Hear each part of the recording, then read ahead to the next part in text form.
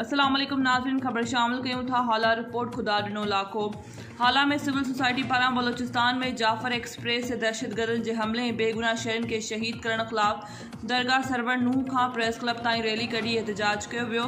Rally इस्लाम राजपूत, आबिद अली, तौफ़ीक अहमद, अली सुनण ऐं ॿियनि अॻवाणी में कढी वई, जेका शहर जे मुख़्तलिफ़ रस्तनि खां थींदी प्रेस क्लब ते पहुती। रैली में शरीक माण्हुनि जे हथनि में प्ले कार्ड खणी पाक फ़ौज जी हिमायत में नारा हणंदे चयो त गैर मुल्की क़ुवतुनि जे इशारनि ते दहशतगर्द बेगुनाह शहरियुनि खे निशानो बणाए शहीद कयो आहे।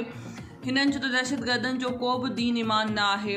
गैर मुल्की क़ुवतूं नथियूं चाहिनि त पाकिस्तान तरक़ी करे मज़बूत थिए, उन करे अहिड़ियूं बुज़दिलाणियूं कार्रवायूं करे पाकिस्तानी अवाम ऐं फ़ौज खे हीसाइणु चाहिनि था।